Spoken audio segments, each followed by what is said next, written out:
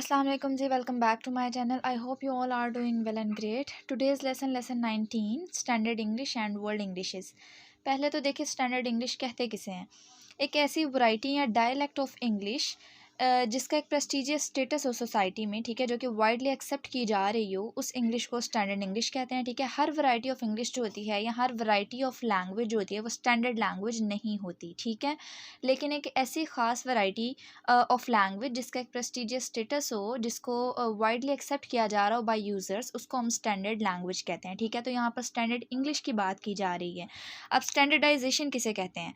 Standardisation एक ऐसा process होता है कि जिसके थ्रू किसी डायलेक्ट को, किसी वैरायटी को जो है वो स्टैंडर्ड वैरायटी बनाया जाता है, उसको हम स्टैंडर्डाइजेशन कहते हैं। ये प्रोसेस हमने 18 लेक्चर में कवर किए हैं। ठीक है, वो 4 प्रोसेस होते हैं। अगर आपने वॉच नहीं किया लेक्चर, देन आप लोग वो वॉच करें। स्टैंडर्डाइजेशन देखें, the process by which conventional form of a language are established and maintained.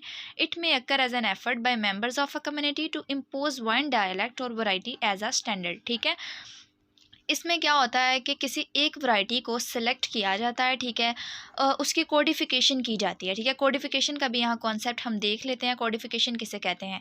देखिए, कोडिफिकेशन का मतलब होता है कि बाकायदा ग्रामर को, डिक्शनरी को जो है वो फिक्स करना। ठीक है, डिक्शनरी को फिक्स करना, स्पेलिंग्स देखना, साउंड्स चेक करना। ठीक है, तो वो जो एक प्रॉपर फिक्स करना इन सब चीज़ों को होता है वो हमारे पास कोडिफिकेशन कहलाता है। ठीक है, ये बाकायदा सोशल लिंग्विस्ट के थ्रू किया जाता है। ये मेरे या आप जैसे लोगों के थ्रू नहीं किया जाता। ठीक है, और एक पॉलिटिकल लेवल पर जाकर एक वैरायटी को चूज़ किया जाता है। ठीक है, तो इसको हम कोडिफिकेशन कहते हैं। ठीक है, अब देखिए कोडिफिकेशन जो है, the method by which a language is standardised. वही बात आ गई है कि एक लैंग्वेज को स्टैंडर्डाइज करने के लिए कोडिफिकेशन की जाती है। कोडिफिकेशन का क्या मतलब होता है कि आप डिक्शनरी जो है वो उसको फिक्स कर रहे हैं, आप स्पेलिंग्स को देख रहे हैं, साउंड्स देख रहे हैं, देन इन सब चीज़ों को फिक्स करने के बाद जो है वो नेक्स्ट स्टेप पर आते हैं। ठीक है, अब 18th century was the most important period of codification for English. The term codification was popularized in the early 1970s by the linguist Einar Hoggen. ठीक है, अब यहाँ पर बताया गया कोडिफिकेशन इन्वॉल्व है किन चीज़ों में? Developing a writing system, setting up official rules for grammar, orthography, pronunciation. Again वही बात आ गई, इन सब चीज़ों को हमने फिक्स करना होता है, देन जाकर हमारी कोडिफिकेशन डन होती है। ठीक है, अब कोडिफिकेशन अगेन बताया गया कि involve concrete and limited concerns, यानी कि जो है वो एक डेफिनेट और स्पेसिफिक रूल्स बताए गए हैं। ठीक है, ये आप लोगों को इस टॉपिक की समझ आ गई होगी। स्टैंडर्डाइजेशन किसे कहते हैं, कोडिफिकेशन किसे कहते हैं। ठीक है, इतना टफ नहीं है, इजी है। अगेन हम पढ़ते हैं अपना टॉपिक 110, जिसमें हम पढ़ेंगे इश्यूज़ जो कि कोडिफिकेशन में आते हैं। ठीक है, अब वो इश्यूज़ जो हैं वो 2 तरह के होते हैं। जैसे कि अब यहाँ पर इनर सर्कल लेवल पर हम इंग्लिश को जो है वो चूज़ कर रहे हैं, उसके रूल्स को जो है वो फिक्स कर रहे हैं, या आउटर सर्कल पर। ठीक है, आउटर सर्कल इंग्लिश में देखें और इनर सर्कल इंग्लिश में थोड़ा डिफरेंस आ जाता है। आउटर सर्कल में क्या होता है कि ये एग्जिस्ट करता है मल्टी कल्चरल और मल्टीलिंगुअल इन्वायरमेंट में। ठीक है, अब मल्टीलिंगुअल इन्वायरमेंट में क्या होगा कि मल्टीपल लैंग्वेजेस जो हैं वो यूज़ की जाएंगी, उस तरह एक्सेंट नहीं अडॉप्ट किया जाएगा। उसके अलावा generally government have maintain traditionally accepted British और अमेरिकन इंग्लिश स्टैंडर्ड। वही बताया गया है कि इश्यूज़ जो हैं वो इनमें आ जाते हैं, और ये टफ़ टास्क होता है कि कौन सा स्टैंडर्ड जो है वो उसको अडॉप्ट किया जाए, इनर सर्कल लेवल पर अडॉप्ट किया जाए या आउटर सर्कल लेवल पर अडॉप्ट किया जाए। ठीक है, अब उन इश्यूज़ में जो है वो हमारे पास 5 जो हैं वो चैलेंजेस हैं कोडिफिकेशन में। अब वो प्रेस्क्रिप्शन और डिस्क्रिप्शन है। प्रेस्क्रिप्शन क्या होता है कि ऐसा बिलीफ होता है, कि ऐसा अकीदा होता है कि जिसमें एक लैंग्वेज को दूसरी लैंग्वेज से ज़्यादा सुपीरियर माना जाए। ठीक है, ज़्यादा सुप्रीम माना जाए, उस लैंग्वेज को हम प्रेस्क्रिप्टिविज़म कहते हैं। ठीक है, और डिस्क्रिप्टिविज्म किसे कहते हैं कि ये एक नॉन जजमेंटल अप्रोच होती है, यानी कि इसमें गुड या बैड नहीं देखा जाता लैंग्वेज का, बस लैंग्वेज के स्पोकन और रिटन फॉर्म पर जो है वो फोकस किया जाता है कि किस तरह बोली जा रही है, किस तरह लिखी जाती है, दैट्स इट। उसके अलावा यहाँ पर बताया गया है कि codification in outer circle involve 2 kind of decisions. ठीक है, selecting model and pedagogical norms और focusing on the cultural context of uses and users. अब सिलेक्शन देखें, उसमें क्या होता है कि आउटर सर्कल इंग्लिश जो है वो user communicate with the region and with speakers from other circles, यानी कि वो अपने रीजन के लोगों के साथ भी जो है वो बातचीत कर लेते हैं और दूसरे लोगों के साथ भी बातचीत कर लेते हैं। ठीक है, तो selection of an exclusive internal और external model as the standard is difficult. ठीक है, उन्होंने बताया है कि एक्सटर्नल मॉडल जो है उसको हम अडॉप्ट कर सकते हैं। क्यों? क्योंकि ये एक इकोनॉमिक मॉडल है, इसको अडॉप्ट करना ज़्यादा टफ़ नहीं है। लेकिन इंटरनल मॉडल को अगर हम अडॉप्ट करेंगे तो हमें दोबारा से डिक्शनरीज़ दोबारा से टेक्स्ट बुक्स जो हैं वो जनरेट करनी पड़ेंगी, बनानी पड़ेंगी। तो ये ख़ासा लंबा प्रोसेस है और काफ़ी टफ़ प्रोसेस है। तो यहाँ पर आकर जो है वो एक टफ़ टास्क आ जाता है। अगेन फंक्शंस बताए गए हैं, जिसमें बताया गया participatory function codification for purpose of mutual collaboration, separatist function making boundaries of distinct identities. ठीक है, अब हमारे पास कंटेंट ऑफ स्टैंडर्ड्स हैं, ठीक है, जिनमें हमारे पास ब्रिटिश और अमेरिकन मॉडल है जो कि इजी और इकोनॉमिक है, इनके साथ भी रहा जा सकता है, या फिर कोई इंटरनल मॉडल चूज़ किया जाए, ठीक है, जिसका मैंने आपको बताया कि जिसका एक large amount of time require है, जिसको बनाने के लिए काफ़ी टाइम लगेगा और एक प्रॉपर ग्रामर क्रिएट करनी पड़ेगी, जो कि काफ़ी लंबा प्रोसेस और काफ़ी टफ टास्क है।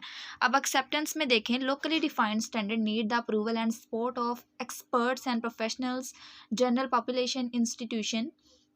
अगर हम लोकली जो है वो डिफ़ाइन करें, यानी कि एक स्टैंडर्ड लैंग्वेज को अडॉप्ट कर लें, तो एक ईज़ी है, ठीक है, एक ईज़ी वे है। एक इंटरनल मॉडल को अडॉप्ट करेंगे तो हमें एक्सपर्ट्स चाहिए, प्रोफेशनल्स चाहिए। तो ये सारी चीज़ें यहाँ पर डिस्कस की गई हैं। कचरू के व्यूज़ आ जाएंगे, इनके हमने व्यूज़ पढ़ने हैं। तो ये अब आगे थोड़ा सा लेंथी है। इसको रैंडोल्फ के अप्रोच में 3 मॉडल्स पहले देखें। एक तो डेमोग्राफिक मॉडल है, एक इकोनो कल्चरल मॉडल है और एक इम्पीरियल मॉडल है, ठीक है। अब क्विक्स के व्यूज़ देखें।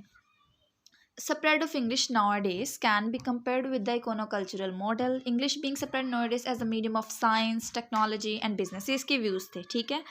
देन उसने कहा कि जनरल इश्यूज ऑफ स्टैंडर्ड, जिसमें एजुकेशनल कंसर्न्स आ जाएंगे। रेस्ट्रिक्टेड इश्यूज ऑफ स्टैंडर्ड, जिसमें स्पेशल यूज़ ऑफ इंग्लिश आ जाता है, ठीक है। उसके बाद उसने कहा जी कि अनविलिंगनेस ऑफ अडॉप्ट अमेरिकन और ब्रिटिश इंग्लिश एज मॉडल, ठीक है, यानी कि रजामंदी से ना अडॉप्ट करना। और false assumption about the variety of English by language. ये इसके मज़ीद आगे इन्होंने हाईलाइट किए गए हैं, बहुत सारे हैं। यहाँ तक आकर इसका ख़त्म हो रहा है और फिर आगे कचरू व्यूज़ आ रहा है। तो बेस्ट है कि आप इनमें से क्विक्स व्यू जो हैं उनमें से आप 4-5 पॉइंट्स आप याद कर लें, ठीक है, और कुछ आप खुद से एडिंग कर लें। आप लोगों का लॉन्ग क्वेश्चन जो है वो डन हो जाएगा। देन देखें, अब हमारे पास नेक्स्ट जो है वो कचरूज व्यू आ जाएगा, ठीक है। उसमें देखें कि social linguistic reality of English in global context, जिसमें multi cultural variety of English at various societal level. और उसके बाद extraordinary wide domains of function. उसके बाद एम्फसाइज किया गया था यूज़र्स पर, रिजेक्ट किए गए थे कुछ व्यूज़, जैसे कि traditional views of native speakers being the norm provider for all variety of English. उसके बाद ये रिजेक्ट किया गया था the view that variety are deficient in. तो ये भी बहुत सारे हैं, मैंने सबको हाईलाइट नहीं किया। मैं चाह रही थी कि आप लोग इसे खुद पढ़ें, आप लोग 2-3 पॉइंट्स को हाईलाइट कर लें, 2-3 पॉइंट्स को आप अपने से लिख दें। तो आई थिंक कि आप लोगों का लॉन्ग क्वेश्चन जो है वो डन हो जाएगा, ठीक है। रेदर देन कि आप लोग किसी डिफ़िकल्ट थिंग को जो है वो अडॉप्ट करें और उसके बाद आप लोग जो है वो खुद भी एग्जाम में जाकर कंफ्यूज हों। इससे बेटर है कि आप लोग कोई इजी वे, कोई इजी सॉल्यूशन निकालें अपनी प्रॉब्लम का, ठीक है। अब हमारे पास यहाँ पर आ जाएगा external models in expanding and outer circle. अच्छा जी, पहले ये देखें कि कचरू व्यूज़ जो थी उसने बताया था कि डाइवर्सिफिकेशन इन इनर सर्कल और आउटर सर्कल वैराइटीज़, ठीक है। अब डाइवर्सिफिकेशन तो है इनर सर्कल में भी और आउटर सर्कल में भी। इनर सर्कल वो हैं जिन्होंने इंग्लिश को बड़े बेस्ट लेवल से अडॉप्ट किया, और आउटर सर्कल में वो ममालिक आ जाते हैं कि जिन्हें मुश्किलें हैं इंग्लिश अडॉप्ट करने में, ठीक है। तो देखें, diversification in outer circle varieties is comparable to inner circle varieties, ठीक है। Considerable diversification at the base and less diversity at the apex or educated level, ठीक है। देन टॉपिक 113 देखें, उसमें है external model in expanding and outer circle. External models में हमारे पास कौन से मॉडल्स हैं? ब्रिटिश अमेरिकन, ठीक है, ऊपर हम डिस्कस करके आ चुके हैं। अब आर्ग्यूमेंट्स देखें for external models. Need for a uniform standard worldwide, uniform standard needed for global English. Multiple norm can cause the language to break up in mutually unintelligible varieties. और उसके बाद political leadership favours external models, ठीक है। तो ये इतने सारे arguments हुए। उसके बाद नेक्स्ट भी आर्ग्यूमेंट से भरा पड़ा ये टॉपिक है, आप लोग इन्हें पढ़ें, खुद पढ़ें। यहाँ पर internal model in expanding and outer circle मजीद उसको ही डिस्कस किया गया है। नेक्स्ट आप लोग ये एक एब्रीविएशन याद रखें कि international corpus of English, ICE जो है वो इसको बोलते हैं, और ये आपको शॉर्ट क्वेश्चन आ सकता है, ठीक है। उसके अलावा ये कुछ चीज़ें मैंने हाईलाइट की हैं, इन्हें आप पढ़ सकते हैं। अगर आप लोगों को वीडियो अच्छी लगी है तो अपने फ्रेंड्स के साथ शेयर करें और इसे लाइक भी कर सकते हैं। बाकी दुआओं में याद रखिएगा। अल्लाह हाफिज़।